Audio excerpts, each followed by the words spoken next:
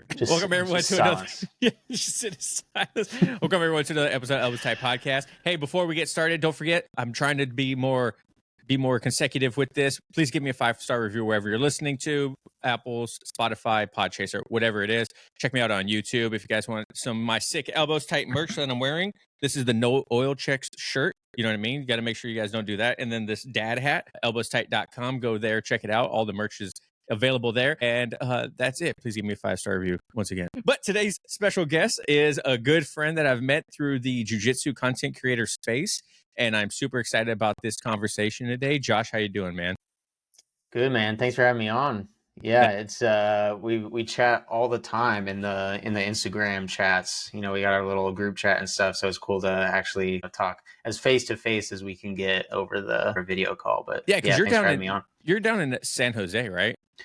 Yep, San Jose, California. And where are you again? I'm up in like Seattle area in Washington. Yeah. Cool. But I'll be down in Fresno in December to visit some family down there. My wife and I are going to be driving down there. I know that's like a 2.5 hour drive. California is such a stupid state. It's so long and it's like... Yeah, bro, you could tell me Fresno and I have no idea where that is.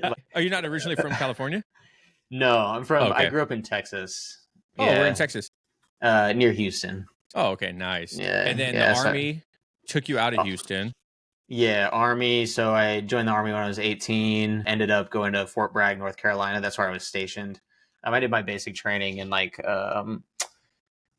Fort Jackson. Yeah, which was Fort Jackson, South Carolina. Mm-hmm. And then trained a little bit in Arizona, kind of been all over. Yeah, was stationed mostly in Fort Bragg. And then, of course, went over to Afghanistan for a little bit, came back. And then, well, yeah, once I got out of the Army, what got me here originally in California was I started a job as a software engineer. So that's what took me out here. Did you go to college after the Army for software engineering? I did not. Yeah, people ask me about this all the time because they're like, how did you end up being a software engineer straight out of the Army? My job in the Army had nothing to do with it. I was just like attached to infantry and so I'm just a nerd, and like my hobby, when I was a kid, I was like designing websites and stuff like that. Cool. Like I was into web design and all that kind of stuff. And it just so happened that back in 2014 when I got out, I just started like trying to learn that stuff again. And luckily, like a startup in San Francisco would hire me. So yeah, they hired me. I've moved out here. That's how that came to be. And then basically learned everything on the job, to be an official software engineer. And that's what I am now. Well, I was up until 2 months ago, but yeah, I've been a software engineer since 2014, 15. Yeah. Yeah. I mean, I remember the most software engineering / web design I've ever done is my MySpace top 4, changed it from a top 8 to a top 4. When I learned the HTML for that, bro, I was like, this is legit. I know, dude. Yeah, it feels so good. You feel so smart. I remember those days. Like, dude, we did like the CSS layouts for MySpace pages and everything. Like, lime green, giant border, whatever. Yeah. Yeah, back in the day when you had to actually like think about what you were going to do on social media to make it look cool. Yeah. Now they just handle that for you. Yeah, right. So when did you start jiu-jitsu? Were you still in the Army? Or no, you started recently, right? You said you got your purple belt in like what, 3 years, 4 years? Yeah, it's kind of a bit of a longer story than that. We got time. That I essentially started very recently, but I actually was introduced to it when I was a kid because this was back in the 90s. My dad got into it.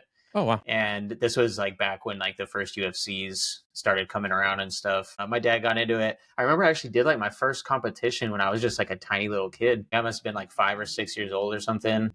I remember, as far as I remembered it, I got DQ'd, but my dad remembers it where I rear naked choked a kid and won. I just, for some reason, I remember being DQ'd because I wasn't supposed to do rear naked chokes or something. Anyway, this was a long time ago. And then during my teenage years, I lived by Gracie Baja Academy. Actually, Alex Morano, I don't know if you know Alex Morano or if any of the listeners will. Yeah, he's now a UFC fighter, and he's had some fights with some other pretty big names as well. But he was my Muay Thai coach after the Army. I also trained originally when I was a teenager before the Army, did jiu-jitsu with Alex Morano and Ricky Tercios, another UFC fighter. I think he won what is that? The UFC show, Ultimate Fighter. Ultimate Fighter, yeah. Yeah, so he trained there. So off and on, I would go train there a little bit when I was a teenager. After the army, I got out, and then I started focusing on Muay Thai. But actually, so if we're gonna keep going on the jiu-jitsu tangent here, in the army, technically, I did do some jiu-jitsu. It's a really bad jiu-jitsu because they have like the Yeah. Army Combatives program, which I guess no fault of Henner's, but it's just a very watered down, like step by step, sort of jiu-jitsu instruction. So technically we had it there, and I did a little bit at, if you or any of the listeners know Tim Kennedy, he has a gym, right outside of Fort Bragg, because he was Special Forces, I think, stationed on Fort Bragg while I was there too for a while. But that was the gym he trained at right outside of base. So I would do a little bit of Muay Thai and a little bit of jiu-jitsu there, but mostly Muay Thai. And yeah, since then, my main sport for like 8 years after that was Muay Thai. So that was kind of my main start. And then fast forward all the way to like end of 2020 was when I like got back into jiu-jitsu, started fresh as a white belt again. And you fell in love, right? You were like, I'm tired of getting punched and kicked. All right, this is no longer fun. I want to struggle cuddle people on the ground in pajamas. That was 100% what happened, dude. Bro, I've been, hit so much in the head. That's really what it was. It was like, man, I want to keep doing like martial arts. And I remembered that I enjoyed doing jiu-jitsu the times that I had done it. And of course, like doing Muay Thai, I would cross train with like the MMA guys and stuff like that. So I was, more or less somewhat familiar with some of the things involved in grappling, right? And then reignited my love for jiu-jitsu at end of 2020. Funny story, one of my first weeks back at jiu-jitsu, this is at Kyoto Academy right down the street from me. Now one of my really good friends, Matt Guffey, who you know as well. He was veteran of the show. Yeah. Oh yeah. I was a spazzy white belt unbeknownst to me, and he took my back in one roll. This was one of the first times I met him. It might have even been the first time I rolled with him, and he just started tickling me because I guess I was a spazzy white belt. I don't think any spazzy white belt thinks they're a spazzy white belt, but I was for sure a spazzy white belt. And I guess he had to give me a little tickle in the ribs to lighten the mood. That's funny. One of my good friends, he trained with us for a little bit and then ended up switching academies when our academy kind of like split off our instructors. And we just did this big open mat a couple weeks ago. And I think I told the story in the podcast, but not everyone listens to every episode. So I'm going to say it again. But I hadn't seen him in a while. And I was like, oh man, I would love to roll with you, dude. And so I was like, I literally just stepped on the mat. I wasn't even warmed yet. I just tied my belt, put a brand new gi on. And I'm like sitting there, and I think I like stretched to the left once, like a hurdler stretch. And he's like, Travis, you want to roll? I was like, yeah, sure. I'll do. Do you want to like flow roll or something to take kind of easy? I just warmed up, and my black belt was like, Travis, don't do it. You always end up getting hurt when you flow roll with someone.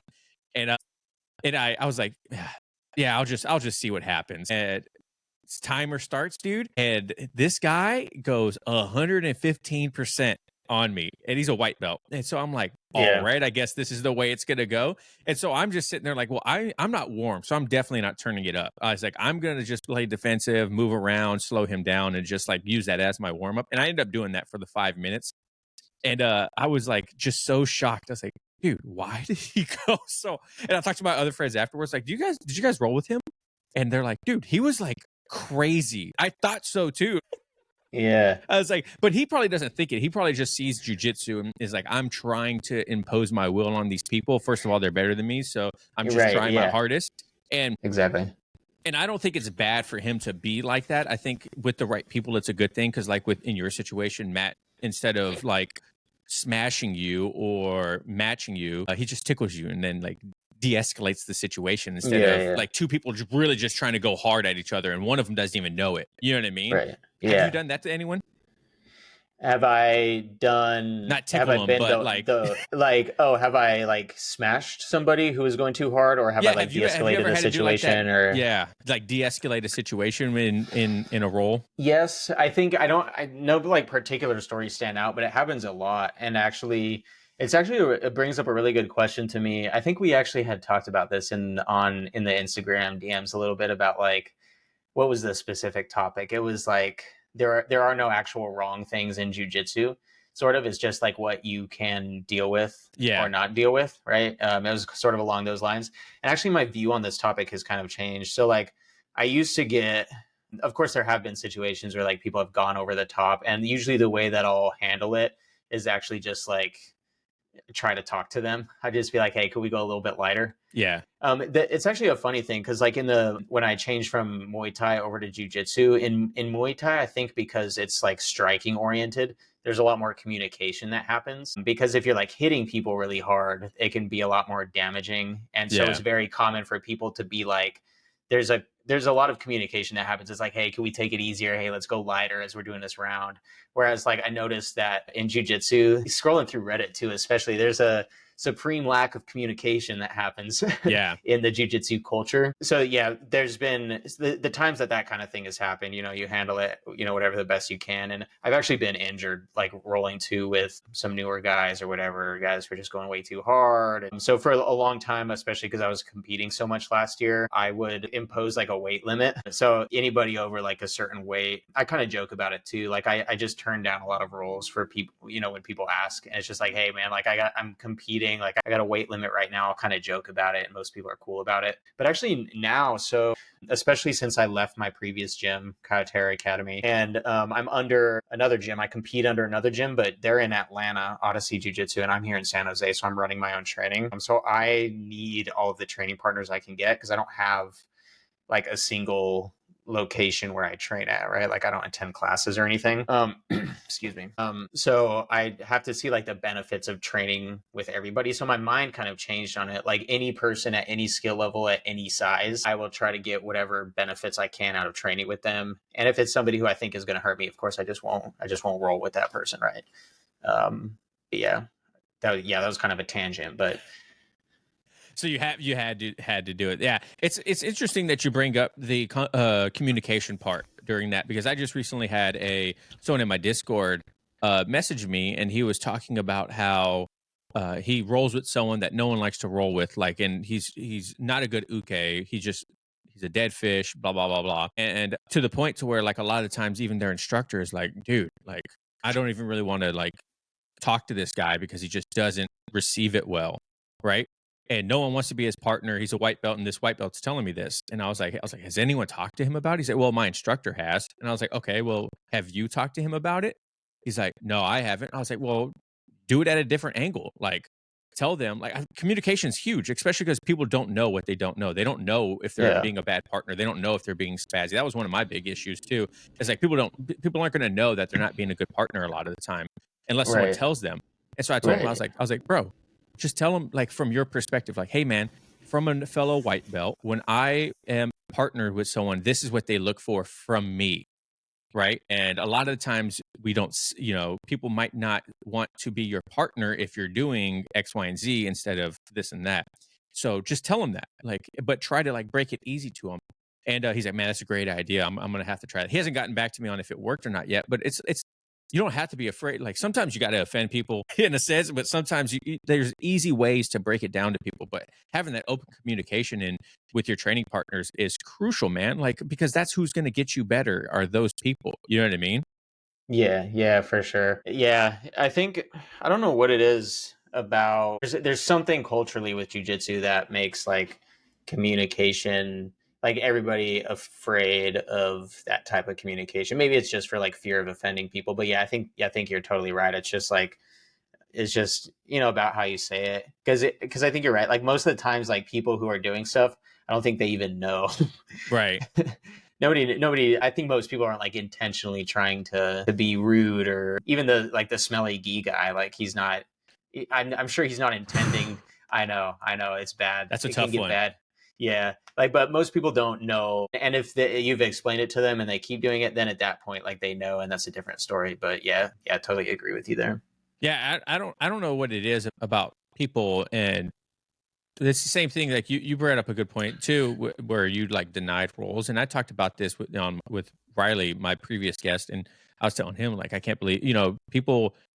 There's this whole culture of, and I think it's kind of getting watered down now, of people not wanting to turn down roles because they don't want to seem weak or they don't want to seem tough in a martial art. But to me, it's like, dude, if I'm not gonna, if I'm like you, if I have 2 kids at home, a day, or 3 kids at home, a day job, freaking and I see like this super athletic purple belt that's won worlds, that's taken everyone to the dry cleaners, you best believe I'm like, I'm good, man. I appreciate it. I'm looking at the wall, I'm tying my belt, like I'm putting shoes on. Yeah, you just start. I'm just straight leaving. Like anyone else? No, I'm going home. I'm good, man. Like that's not for me today, man. Like You can just fake going home and then change your mind and come back when that round's over. Yeah. Oh, the buzzer went off and come back in the door like, hey guys, who wants to? That's man. So how does it look for you for competition prep? Because for someone that competed so much at blue belt, 260 matches, 96 competitions. Set like 70. It was 70 tournaments, like 260 something matches. That's crazy. Something like that. Yeah, countless medals. You could just like probably decorate your entire wall with the medals. Yeah, yeah. Like how is from your first real competition to winning the Asian Open this last time and getting promoted to purple? Yeah. What was the biggest difference from that first one to the second? Real quick, let's talk about the importance of salt and electrolytes for a BJJ practitioner. And that's where today's sponsor, Salt Electrolytes, come in. Save 15% off your purchase at saltelectrolytes.com with code ElbowsTight15 at checkout. Once again, that's 15% off at saltelectrolytes.com with code ElbowsTight15 at checkout. Or use the link down below. Now, Salt Electrolytes drink mix is designed for today's warriors, athletes, and those who like to get after it and regularly get sweaty. Whether you're a heavy sweater that we've all seen on Instagram that needs a wet floor sign right next to them whenever they roll, or you're like a normal human being like me who barely sweats at all. With a light, refreshing flavor, Salt is great to drink during your workout because it will not coat your mouth that thick, nasty film that some electrolytes drinks out there do. It has the perfect saltiness that's as easily to make you want to drink more, making rehydration a breeze. And Salt keeps it simple, guys. There's only 6 different electrolytes with a touch of iodine to help maintain a healthy thyroid. There's no sugars, there's no colors, and there's no BS.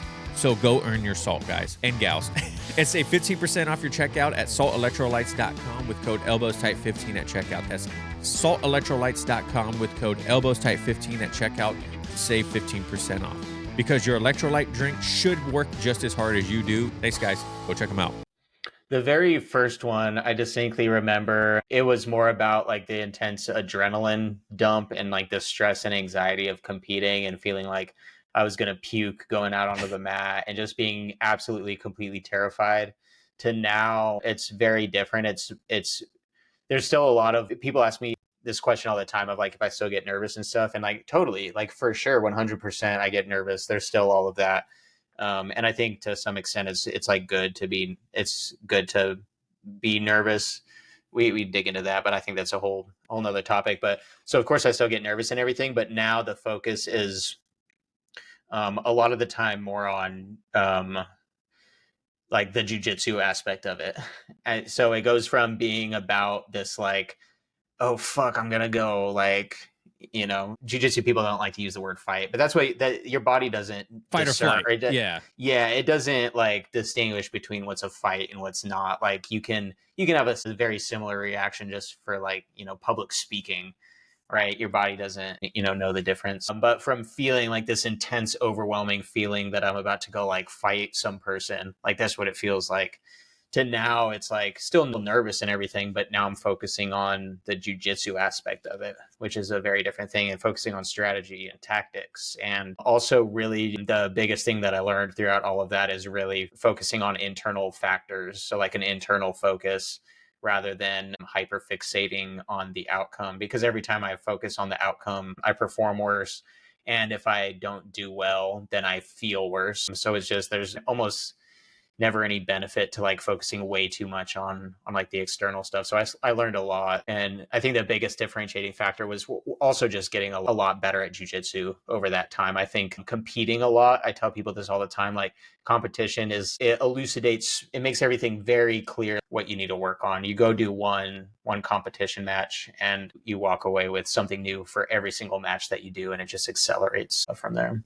Yeah, we just had a white belt in our academy do his first jiu-jitsu competition, and the first question I asked him is like, how blown were your grips on that first match. She's like, bro, it was crazy. And he's like, my Yeah. forearms were lit up from it. I was like, Yeah. you guys, it's like two rams locking horns and they're just like freaking going back and forth. Yeah. I was like, my whole goal for my very first jiu-jitsu match wasn't even to win it. My first goal in my first jiu-jitsu match was to not blow my grips out in 30 seconds. And I succeeded at that. And I won the match. But that was my whole goal. Like literally, I told myself, like, don't blow your grips out. Don't blow your grips out. Because I know it happens so often with people when they first start competition. Is that something that happened to you too when you first started competing?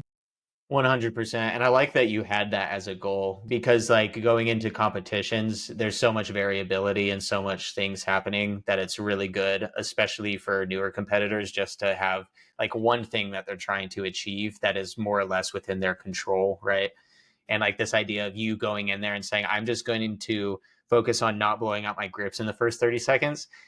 You could develop that. You go to one competition to develop that skill, and that one skill now carries over to the next competition. You don't have to think about building that skill now. Now you can think about a different skill because competing is a completely separate skill that involves a lot of components compared to jiu-jitsu.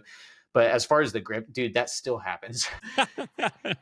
It like I don't I'm trying to, for sure happens less, but the first few competitions that I did, for sure, it was like this overwhelming feeling of like, dude, I don't even know if I go in on my second match if I'm going to even actually be able to grab this guy, you know? And it's just like that's one of the scary things about it, because at first I hear this from a lot of people too, so I don't think my experience is isolated, but it's like this feeling of just like drowning in this ocean while you're in the competition mat, and like nothing's making sense, and like time is moving slow or it's moving fast, and then like in the moment you don't feel it, but you're like hanging on to everything for dear life, and then you get off the mat and your arms don't work and you're like, fuck, I still have another match. And Yeah, like I it's don't a know what to very, do with these. yeah, the Ricky Bobby. So that, I think that's like super common. And then eventually, I guess if you just keep doing that enough and focus on tiny little goals as you do each competition, all of those little 1% things that you improve on every time, they compound, and suddenly you're miles away from where you started, and maybe your grips get blown out less now, and now you can do like 6 matches in a row, like Master Worlds last year. Like I never thought I would be able to do 6 matches in a tournament. I ended up getting second in the finals. The guy ankle locked me, which is hilarious because That's your go-to, like, baby. that's my thing, bro. But you go from like wanting to puke when you're about to step on the mat to actually being able to do back-to-back matches and actually be successful and learn a lot about yourself and your mind, and a lot about jiu-jitsu, and also like doing those things and having that internal focus can also help make the tournament so much more enjoyable too, because it goes back to like why you're doing this in the first place, right? And for me, it's because like jiu-jitsu has always been like very therapeutic to me, and it's I get a lot of satisfaction out of like learning lessons really and building character from competition more so than I do necessarily doing well in the competition. Because doing well in the competition, to me, I don't feel there's a moment like if I get first or whatever, if I get gold on the podium, there's a momentary like, oh, this feels fucking badass, like, and then that's gone. Yeah. And then, you know, the next time the tournament comes around, somebody else is going to win it. Somebody else is going to win it. Like that, those wins are very fleeting, but the lessons you learn and all that kind of stuff, that sticks with you forever. So I think that's why that's kind of the thing. I'm getting emotional thinking about this. Yeah. They're It's good, like, man. You're yeah, good. those are the important like things to take away from it. Yeah. Why does it make you emotional? Because that was my whole life for like the last 2 years, I think. And the thing that kicked it off actually was my wife and I got divorced, and it was kind of like a low point. And I was like, I can, you know, stay here or I can go do something cool. And I was like, man, I'll just go compete. And then that whole process just like changed my entire life, changed everything for me. And it's like literally just all last year, for example, just traveling from city to city literally every week, you know, competing as often as possible, new place, like, you know, getting into a lot of trouble in some places, making friends. Like I've been all over the world. Like it was a wild ride. And then just like getting first place in a tournament, that like getting first, you know, that's a fleeting moment. It feels like this whole last couple years of traveling and competing was also this fleeting moment. You know, it doesn't last forever. So I think, you know, it's all about like enjoying, you know, those moments that you have. And if you can do that when you go out and compete, then you're going to like have that with you for the rest of your life. If you're able to, you know, be successful in your own ways, I think, if that makes sense. Yeah, no, absolutely. I love that, man, because I think people focus too much on winning or being the best in a lot of aspects of life instead of looking at the incremental improvements that happen physiologically, psychologically, whatever it is. Like, a lot of people, my interpretation of blue belt blues is unrealistic expectations of yourself that overcome your journey, right? Yeah. Like, Yeah. a lot of the times we'll get these ideas in our head that we should be better than we are. We should be doing better than we are. I should be a X belt now. I should have X stripes now. So why am I even doing this anymore? Right? Instead of people enjoying the process. And I'm not saying that you shouldn't want to be good or do better or strive to be better and take everything with a grain of salt. Like, we're all humans. There's going to be ups and downs, ebbs and flows in our journeys. But you have to look at the small things that are victories when things start to get really tough. You know what I mean? Like, when things start getting really tough, especially in your jiu-jitsu journey, you got to look at the small things. Like, I'm sure you're like you mentioned, you're a completely different person from 2 years ago, going through a divorce to winning gold last as a blue belt in the Asian Open. I'm sure there's been a lot more small victories than big victories. You know what I mean? And focusing on those really help out a lot. Yeah, I think you're totally right. And I think that's an interesting topic about thinking about what level you should be at, like what belt you should have, all this kind of stuff, comparing yourself to other people. Um, I There was a certain point, so I got called a sandbagger a lot over the last few months. Imagine that. Right. It's actually kind of funny because like speaks to, I think, this idea of everybody like comparing themselves to each other and thinking where certain people should be at. And I think like a lot of people who would call me a sandbagger like didn't realize that the thing I was doing was highly unusual. Like, I was literally like, my like competition was my life. And I did the amount of competitions. Actually, I don't even know if how, like an average, jujitsu practitioner will do. But I did, I did like 70 in like 2 years, right? Just like traveling. So like that in itself was unusual. So of course, like I think the progress that you're going to make doing something unusual like that, the progress is also going to be unusual, right? And it just happened in a short time period. And what happens is like, nobody saw all the times I lost. I post that stuff sometimes, right? But it was like I was never like really good at jujitsu. I'm still not that good, but but starting out especially, nobody sees all the losses and how bad you are. And then I think what happens is like I got to a point within the last few months, like starting end of last year, where I actually started like winning things. And then people are looking at it and it's like, oh, this guy's a blue belt. He should, if he's winning all this stuff, he should be a purple belt. And what they don't see is all the losing and like all of the matches that I still lose and like all this stuff. And it's just like everybody comparing themselves to each other. And this also speaks to like a problem with the belt system in general and all this kind of stuff, instead of focusing on what you're saying, which is like everybody from where they are as a person currently, whatever they're doing, focusing on the 1% thing that, each of us can do to get better and stop worrying so much about the next thing. Like, I could have been complaining if everybody was calling me a sandbagger. I could have been complaining for the last 6 months that I didn't have my purple belt yet and, be like bummed about that. But instead of that, like, I don't have control over my belt, right? So instead of that, I'm just saying, okay, well, I'm just going to keep getting better at jujitsu. Like, it doesn't matter. Like, this is probably the perfect example of like the belt not mattering. Like, I'm just gonna keep trying to get better at jujitsu anyway. It's yeah. Again, that was a long-winded way of getting to the point, but I totally agree with you. It's all about like you and like achieving like small things that you can every single day. Yeah. Was there And those any compound during those 2 years of competing? Were there ever any moments or losses where you were like maybe I should stop doing this? Like, they were like, they got you. You know what I mean? Like, they're on the brink of like, you're like, I don't know if I should keep doing this. Yeah, in Paris. So I think I had. If that's wrong for my French people out there, I'll shut up. Yeah. No, I was just thinking about the meme of like the American guy who visits like a European country one time and comes back to the United States all like uppity, right? Like, yeah. I speak just speaking French now. Yeah.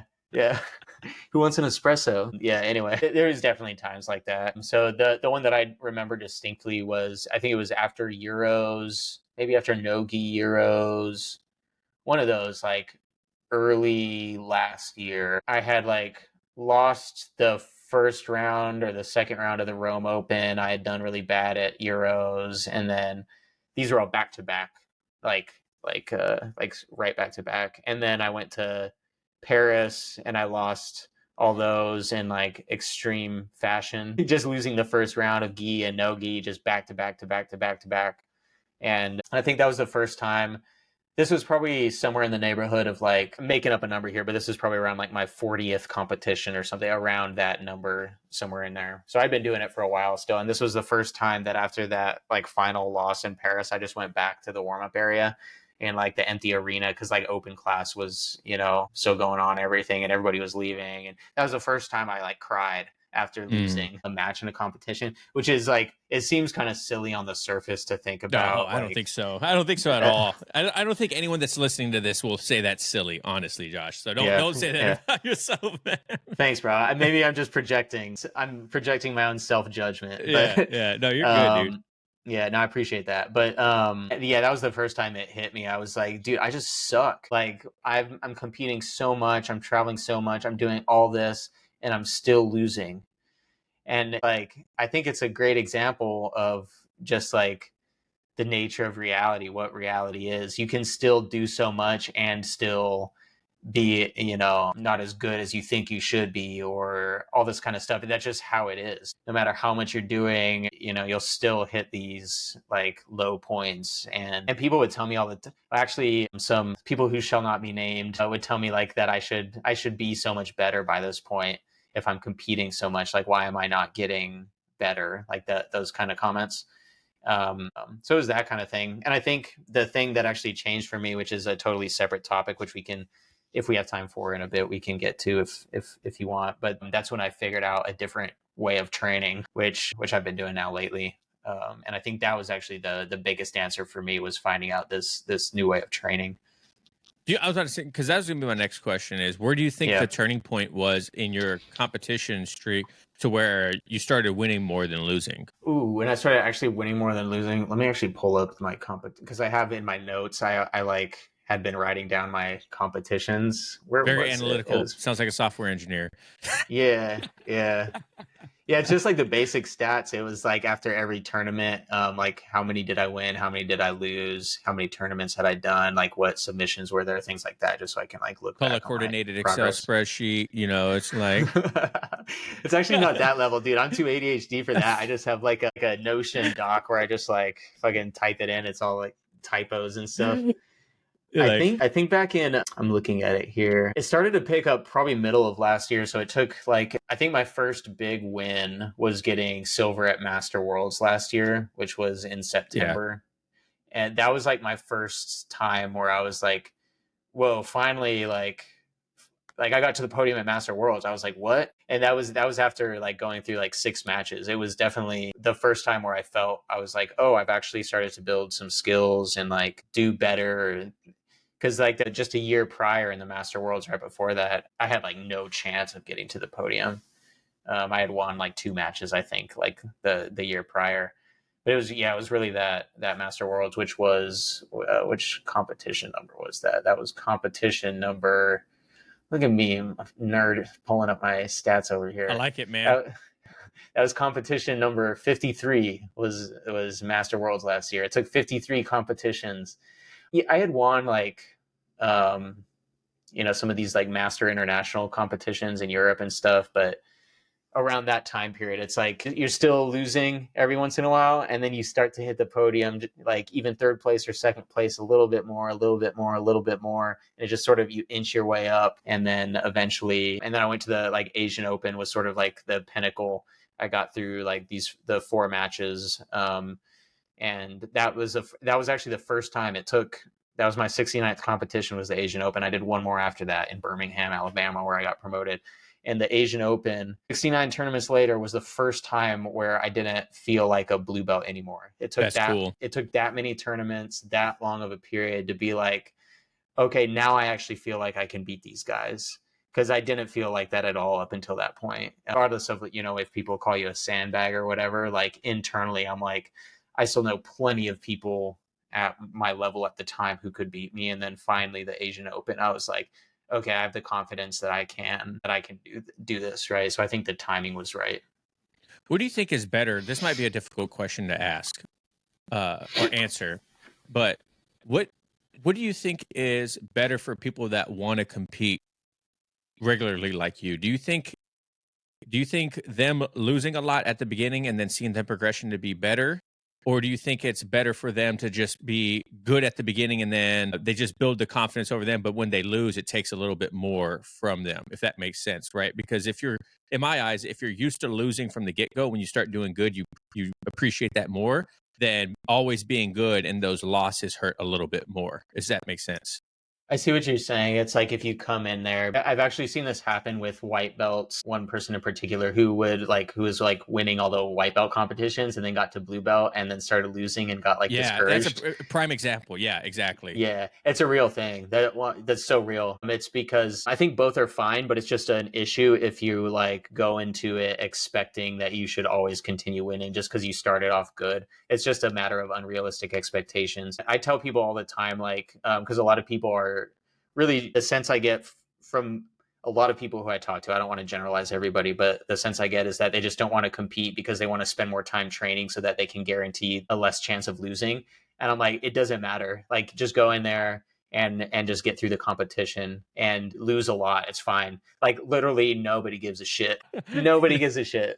Yeah. You give a shit. Nobody else cares. Yeah. And like, and I actually I made a video about this too, but it's like nobody cares, and that should be a good thing because that means you can do whatever you want. Yeah. Go and lose all you want, whatever. Nobody cares. Nobody's gonna remember. Yeah. And it's like I think that's a good thing. And I think if yeah, just from the standpoint of like when I started like winning more and more competitions, I was like, oh, this is cool because I was losing a lot. Like I didn't have any Right. I didn't have any expectations. I was just like, I'm just doing this because it's cool. Yeah. Like I just And you like start doing good, you're like, this. holy crap, I can do this. Like this doesn't Yeah, have to be me getting smashed all the time. yeah, because I never thought of myself like even as I was growing up as a teenager and stuff. Like I was always kind of like not overweight, but just like a little bit unathletic, a little bit tubby, a little bit like but I was never an athlete, you know. The other people were athletes. There was like the football players and I was never like really like an outgoing or confident person. It was kind of this classic story of like I was really short all my life too, so I was used to be calling I'm like 5'8" now, which is 6 foot like on Tinder. I'm a yeah 6 foot on Tinder. But I was always like never like an athletic person. And then going into the jiu-jitsu thing, I never would even like think of even when I started competing, I never thought of myself as an athlete. And then it's like that meme. What's that meme lately? I can't even remember what movie it's from, but it's like a superhero movie where like he's like unsure and like people start applauding and he walks out and he's like smiling like, Oh, do you Homelander know, from yeah, is that Homelander. Homelander? Yeah, Okay. from The That Boys. thing. Yeah. Yeah, it's almost like that feeling. It's like not in a way where like other people are congratulating me, but me like realizing like, oh shit, I'm like I can actually do this. Like I can be an athlete. Like you can, you know, transform yourself into like a new person, and you know, going in there with no expectations was probably good because I didn't really care about winning. I cared more about competing than winning, if that makes sense. No, absolutely. What Yeah. surprises you the most till this day when you compete? Like at the competition itself, Yeah, just in or general. Like what is the biggest like when on competition day leading up to it, like what surprises you the most still when you're like, gosh, I can never really get used to that? Or like you're like, there it goes again. interesting. I'm thinking through the process of walking into a competition right now and like thinking about being mat side. Dude, I don't know actually. Like everything is it's such a normal process for me now and it's really like exhilarating like showing up. I think maybe if anything that surprises me is still seeing I think because I've experienced so many competitions that so many things seem obvious to me now where I see people making the same mistakes over and over and over and over and over again. So it's more the things that surprise me is like and it actually doesn't even surprise me because I expect to be surprised by the fact that people are like doing stuff that I've like learned not to do. It's like all the basic stuff, like anything from showing up with the wrong uniform and like needing to like get shorts or a rash guard from somebody because you showed up with the wrong like thing that IBJJF doesn't allow, or it's all the same recurring things over and over. You know, not having. I just made a video on YouTube. Oh, YouTube plug here, which was like 10 IBJJF mistakes to avoid, and that was actually literally a list of like the most common issues that I see like over and over and over again. So I wouldn't say I'm surprised by them, but it's just like when it happens, I am like momentarily surprised, and then I'm like, oh, this is just how it goes, right? Like not like a lot of these people, it's their first competition. Like this stuff is going to happen. That's why you have to compete, so that you learn all these things for yourself, so that the competition process itself can go smooth, so that you can actually like focus on your jiu-jitsu and stuff. Like I said before, like competing, when I say competing is a separate skill, it's a separate skill in two areas. One area is the process itself of competing, like all the logistics and having the right uniform. Oh man. Yeah, and like bringing the right food. And then the second part of competing is like what you're doing on the mat, which is like tactics and strategy. Like those are all very different skills than just going to your gym and rolling and, beating up another blue belt and thinking you're good, right? You might be good in the gym, but like competition is it's a separate realm, I think. I've mentioned that quite a few times too, because I've only competed once, like probably everyone at home knows, because I've talked about it. But those were the biggest things to me that surprised me the most during my first competition, was all the logistical stuff. I had no idea the logistical end of competing, and I was there by myself, no coach. Yeah. Right. And so weighing in was weird. I didn't know you weigh in like 10 minutes before you step on the mat. I thought it was like a check weight, like they were making sure that you're on weight, or you know what I mean? That was like, no, that's the official weight. And then I was like, all right, cool. So I guess I'll hang out. Maybe I'll sip a little bit of water that way, just in case I don't have to get weighed in again and I'm overweight. And so I went on the mats dehydrated, no food in my stomach. You know what I mean? Like all these things I had no idea.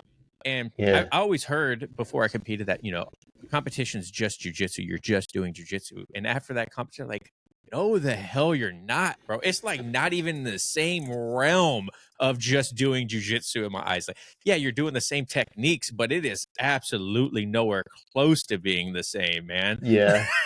Dude, yeah, people say that as like a way to like sort of as a platitude. Like, remember, you're just going out there doing the same thing you do every day. No, you're not. It's like, I think once you've done it enough, then it becomes more like, way more like that, like doing it. So my experience now when I step out onto the mat to compete actually now feels a lot more like an open mat with people that I haven't rolled with before. So there's like that aspect of that's a good way to look at it. Yeah, like that aspect of being unfamiliar with the environment and like rolling with a new person and stuff. That it feels more like that than it does just like floundering and like, like your example, like not even knowing, do I have to weigh in again? Now I'm all like walking out on the mat dehydrated, worried that, I didn't even eat, and like, fuck, now this guy's standing in front of me and we got to do the thing. And like, I wasn't ready. So like, yeah, I think it becomes less and less like that. But once you smooth out the process, I think what's left after that, what remains is just like, the going to an open mat with people that you haven't rolled with before, plus the anxiety of like them all going to be going as hard as they possibly can to beat you. Yeah, you've recently taken on the ecological approach to jiu-jitsu, ecological dynamics. And has that changed the way you compete? What's the biggest thing that you've seen since you started using that, the method of ecological, CLA, all that stuff?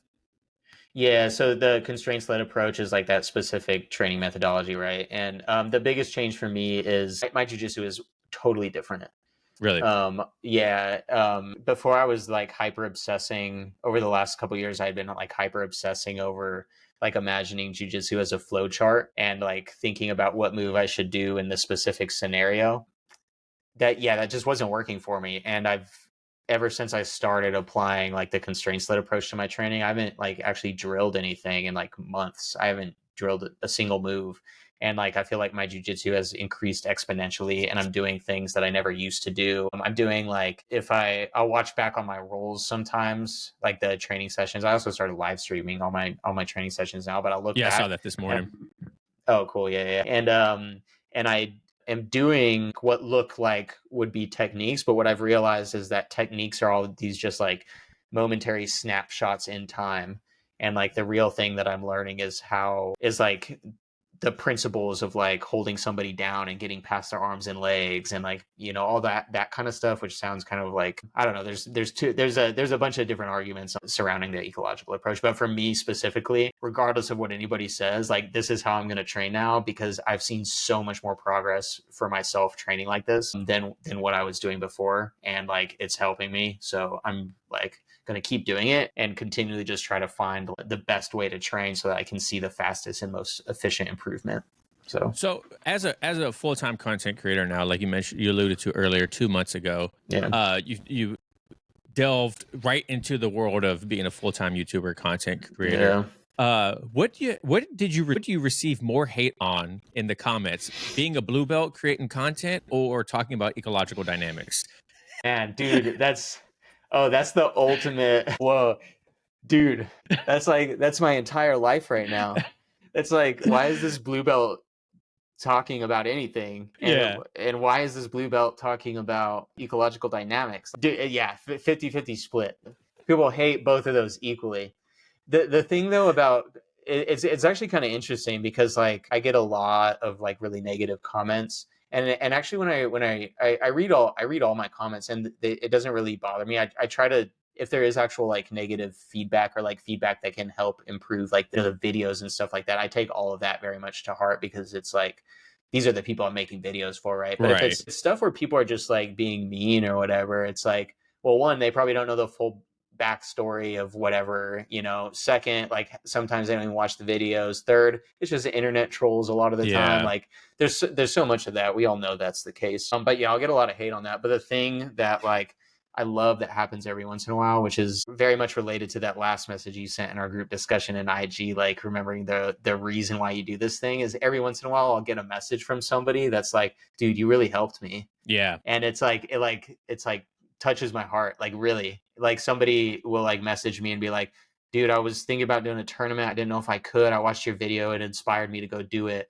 Or it'll be like, man, I just got a message recently about like the tips video for IBJJF. Like, I saw your tips video. I have a competition coming up in Chicago. Like, thanks for making this video. Like, it's actually the people I think who care about the videos that I'm making and who are actually like helped or inspired some way by them, which like I care about that way more than I care about like any of the hate. Because like if I can, it's weird that I'm just like here alone in my studio apartment, just like making videos and doing all this stuff and sending it out into the world.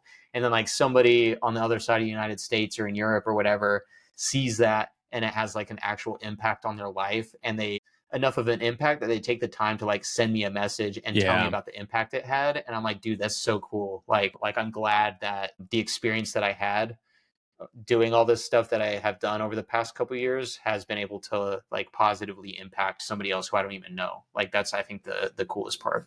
Yeah, I appreciate all the good and bad comments on my YouTube videos. I honestly do. I read all of them too. I try to keep my unreplied to comments to a minimum. Right now, I just had that one video where it was the white belt myths. Stop listening to these white belt myths, and this got like I don't know, it has like 1,000 comments on it or something like that, and I can't get to all of them.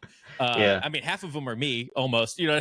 Because you're replying to everything. So I try to reply to everything, and I try to let everyone know I appreciate their comments. But it is different than having a good YouTube comment that says something, and then having that same exact comment coming from a direct message on Instagram, Facebook, or something like that, because it's like you're leaving the ecosystem to make sure that I receive that. So it means a lot. It means a lot to anyone engaging, good or bad, with content.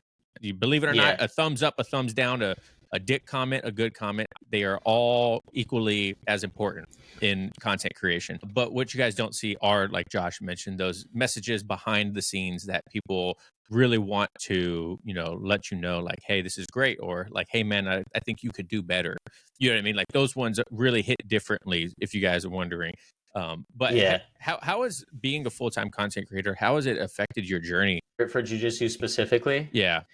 It forces me to a lot of different things. So specifically, there's a couple areas. So for like I make a lot of videos about like the ecological approach stuff, right? So one thing that forces me to do is continually like like improve myself, like what I know, right? Like I need to keep learning and getting better at that. So like anything that I'm like putting out into the world, I'm always like trying to make sure that that I'm learning as I'm doing it. That's the biggest thing it's taught me. Yeah. And like also um I think that's the biggest thing. Yeah, it's like the fact that I'm making videos and putting stuff out there, it like forces me to have to learn more, I think, because I also don't want to put out stuff that's like untrue or like misleading, or I don't want to do that kind of thing. Like there's a lot of like kind of like we've all seen a lot of bullshit content out there that's just like to farm views and stuff. Clickbait. And yeah. And it gets a lot of views and engagement and stuff, but a lot of it is like kind of, spreading misinformation. Like in the jujitsu world, like specifically, not even talking about all the other stuff, but like all that kind of stuff. And so my desire to like actually put out stuff that is like legit forces me to learn and like also hold myself accountable for like what I'm saying and doing and that kind of stuff. So that's how it's kind of changed, I think. Yeah, and your content lately has been great. That whole Greg Oh, Souders thanks. one where you went and traveled to Standard and the bodega and like all those eco videos. I like not even like substance wise. Like obviously it's great, very very well written and everything like that. But just like the editing and everything like that, I'm like, damn, Joshua, I need to stop doing podcast episodes and start getting back into more like editing stuff because like it was like inspiring to see like just you level up over the last couple months of just like making content and really putting forth a lot of effort, man. I love it. It's been cool to watch. Thanks, man. I appreciate that a lot. I like on those videos specifically, like the number of editing hours that I poured into those. It was a lot of editing hours. So like I appreciate when like somebody notices that because it takes a lot of effort. It's just me doing this, like traveling and filming and editing and all that kind of stuff. So I really appreciate like you pointing out like something very specific like that. Yeah, no, you messaged me when you watched my Kabir Bath interview and how I did. Yeah. My whole idea was to do intros like I did with his for every podcast, but I have such Yeah. limited time with editing and everything like that, and I'm like, I can't do that because that intro took me like 2 or 3 hours to make, a Did minute it? and a half intro. You know what I mean? Yeah. Yeah. So it was like I was like, I can't do this for every single one of them. It's too impractical. But if I was a full time Yeah. content creator, that's the way the intro of that Kabir Bath one would be for all of them. Well written, graphics, engaging. So it's Yeah. cool to see. It's a grind for sure. Yeah, and as you do it more, you get better at it, Yeah, but you have to like sink in. There's that initial time cost. Like you're saying, at first it's going to take a long time to do that. And like eventually after a while, you can do it in a shorter amount of time. yeah. Just like in jujitsu, right? At first it's very difficult and then it gets easier, certain areas and stuff. But I totally get what you're saying. It's a grind to edit that. Yeah. Like a minute of editing, like good editing takes hours. Yeah, I used to tell people, they're like, how long does it take you to edit all your videos? I'm like, it's usually an hour per minute, hour and a half per minute of video is what it averages out to be, Yeah. depending on how much editing it is. Like with this is an hour conversation. It'll take me, hour and a half, 2 hours to edit, get everything ready, and then upload it to the internet. But like an actual like YouTube video, like that shit takes a minute. Yeah, yeah. I think that's about right because I'll do like a Instagram reel, and if it's one where I'll like actually be paying attention a lot to the editing and story of the reel, like that's a 90-second video. That'll take me 3 hours Yeah. from start to finish. Yeah, and that's assuming I already had all the footage filmed. Yeah. Yeah. And Yeah, I was about to say, a lot of times for me, it's grabbing B-roll and stuff like that off the internet. And I'm yeah, like, I got to go grab B-roll and I'm going to search for B-rolls and then editing and yeah, timing and sound design and stuff like that. So, but yeah. all right, Josh, well, we're running out of time today. I'm going to have you come on again. I know it's Oh yeah. unfortunate, but we're going to have to chat again, man. So No, this if, was if, great. This was great. if people want to follow you or check out your stuff, oh, well, I take that back. Before I say that, Uh-huh. if you could give one piece of advice to a brand new white belt, what would it be? I would say. Ooh, a brand new white belt. Be safe, but don't be afraid to make mistakes and be creative and like trust your gut when something is working for you. Like, I just be creative and explore and just try not to hurt other people, but make all the mistakes, do all the stupid things, try things out. That's I think advice I would give. Yeah, completely underrated too. We could talk about that in the future episode, but I think there's a lot to unpack there that a lot of people don't want to talk about. So, but hey, if people want to follow you, where can they find you and your beautiful content at? Thanks, bro. Josh Beam, BJJ everywhere. So Instagram, YouTube. I'm focusing a lot on the YouTube. I was focusing on Instagram for a while and sort of paused that to focus on YouTube. Also on TikTok, but it's the same thing as Instagram. But people can follow me pretty much anywhere. Josh Beam, BJJ. Cool. Well, I appreciate it, man. Making sure you guys go check out Josh's content. Josh Beam, BJJ everywhere. Great guy, as you guys can tell. If you're still listening here, let me know down in the comments below if you made it this far. And then also let me know what your favorite competition memory is. So, all right, guys, I'll catch you later. Peace. All right, peace. And